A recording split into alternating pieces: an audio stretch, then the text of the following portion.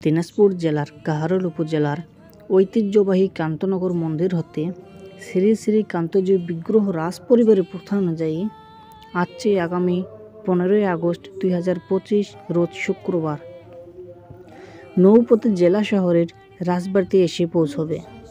15ই August 2025 রোজ শুক্রবার সন্ধ্যার পূর্বেই নৌকা যোগে দীর্ঘ প্রায় 25 কিলোমিটার নদী পথ পাড়ি দিয়ে দিনাজপুর শহরের সাধুঘাটে এসে পৌঁছবে বলে জানা গেছে। পরে বিগ্রহটি শহরের বিভিন্ন মন্দিরে পূজা অর্চনা শেষে রাত 8টার দিকে রাজবাড়ি কান্তজি মন্দিরে স্থাপন করা হবে।